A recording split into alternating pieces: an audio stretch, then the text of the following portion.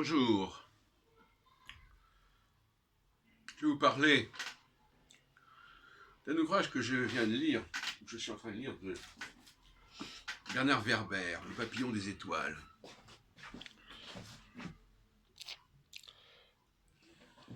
C'est un ouvrage un peu apocalyptique de science-fiction qui raconte l'histoire imaginaire d'une société qui veut quitter la Terre et qui s'embarque dans une espèce de gigantesque vaisseau cosmique comportant plus de 100 000 personnes et qui vont voyager, qui sont censés voyager pendant des siècles en se reproduisant sur place dans le vaisseau. Alors ce qui me frappe, bon, je n'ai pas lu les dernières pages de l'ouvrage, mais il manque quelques pages, mais ce qui me frappe, c'est la méconnaissance chez l'auteur, mais en fin de compte dans notre société, des lois qui régissent le fonctionnement de notre monde. On en est très... Par exemple, il n'y a aucun moment on parle de subconscience. Aucun moment on ne parle d'un ordre subconscient, de ce que Leibniz appelait ou appellerait une harmonie préétablie. C'est-à-dire, on ne nous parle pas de ces structures qui sont en nous et qui n'ont pas besoin d'être organisées de l'extérieur. Ce qu'on appelle dans la Nouvelle Alliance, ce qui est gravé dans le cœur. Et finalement, on en arrive à une société qui va se mettre à déterminer des lois, à déterminer une constitution, bref, qui va rebondir dans l'écrit, dans la surconscience, et non pas dans la subconscience. Or, je pense que l'homme du XXIe siècle, justement, est un homme qui doit être dans la subconscience. C'est-à-dire qui doit respecter l'ordre des choses, l'ordre sous-jacent, substantiel, c'est-à-dire ce qui est en dessous.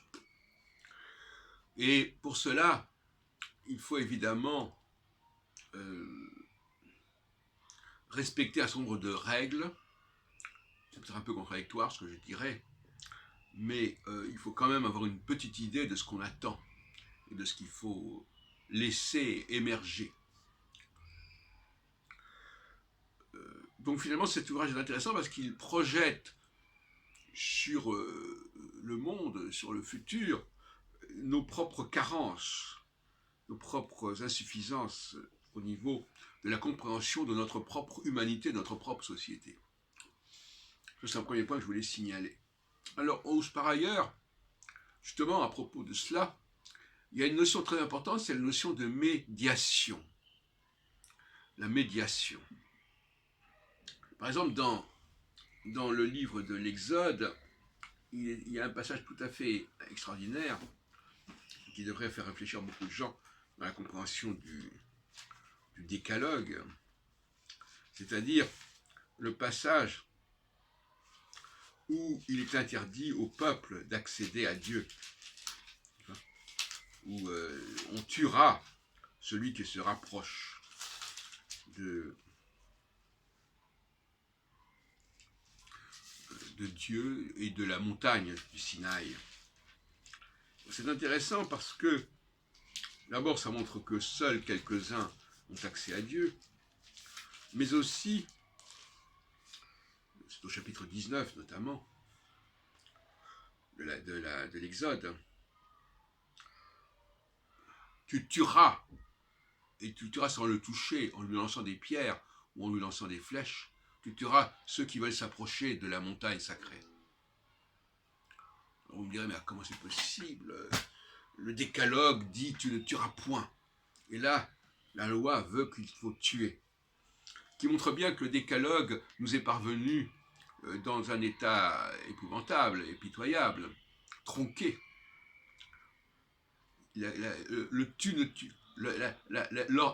Un commandement, ce n'est pas négatif. Il y a d'abord la partie positive, tu feras ceci, mais tu ne feras pas cela. Donc quand on parle de commandement qui commence par tu ne tueras point, tu ne voleras point, etc., c'est une plaisanterie. Ce n'est que le corollaire négatif, l'exception qui confirme la règle. Et donc on nous a conservé l'exception, mais même cette exception, on lui a enlevé toute précision, donc on ne sait même pas ce qu'on n'a pas le droit de tuer. Alors certains diront, ben, on ne tue personne, on ne tue rien. Oui, mais malheureusement, c'est écrit noir sur blanc dans l'Exode. Ne montez pas sur la montagne et ne vous approchez pas. Si quelqu'un s'approche de la montagne, il faut le tuer. Il faut le tuer. Alors là, quand même, c'est intéressant. Donc, ça nous oblige à relire totalement le décalogue du chapitre 20 de l'Exode, qui est justement, curieusement, qui fait justement suite, curieusement, au chapitre 19 que je viens de citer. Donc, il faudrait savoir ce qu'on dit.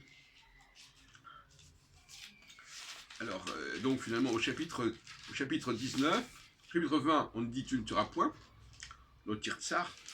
Et au chapitre 19, on nous explique que celui qui s'approchera de la montagne, il faudra le tuer.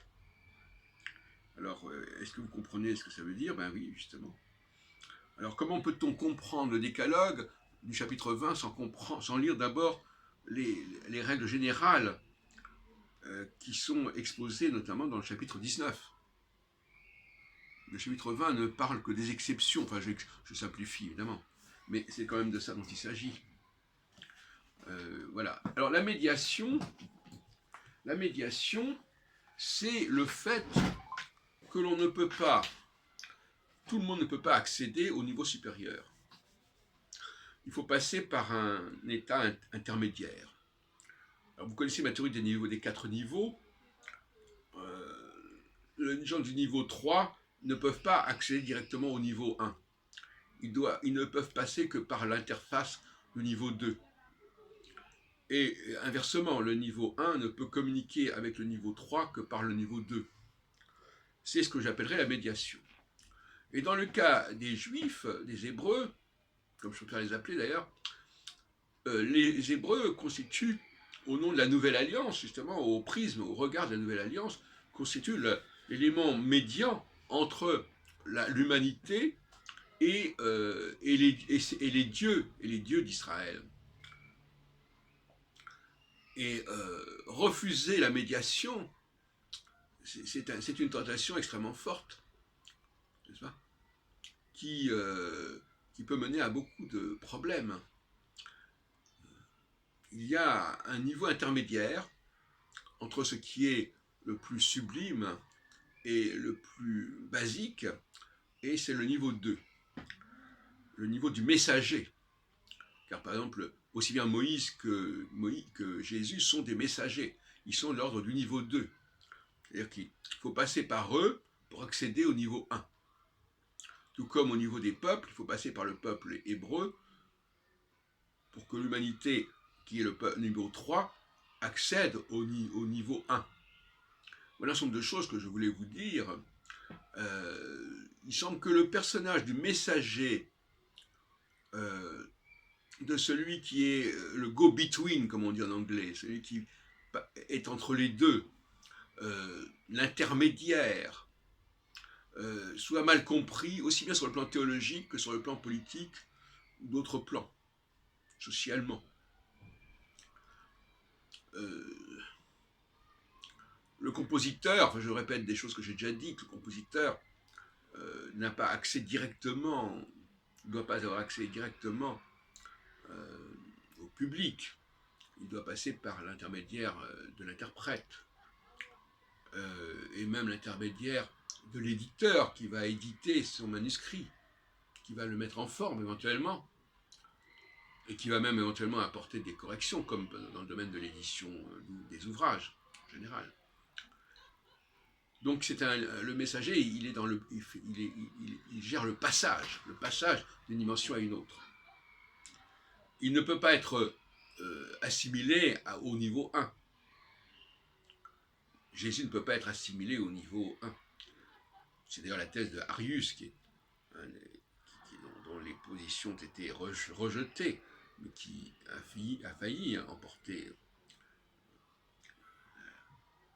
a failli faire passer sa vision des choses. Le catholicisme actuel refuse l'idée de médiation, puisqu'il dit que Jésus n'est pas un élément de médiation, il est carrément un élément, il est dans le niveau 1. C'est intéressant ce refus de la médiation parce que il est aussi un refus au niveau des Juifs. Les Juifs, on refuse que les Juifs jouent un rôle de médiation.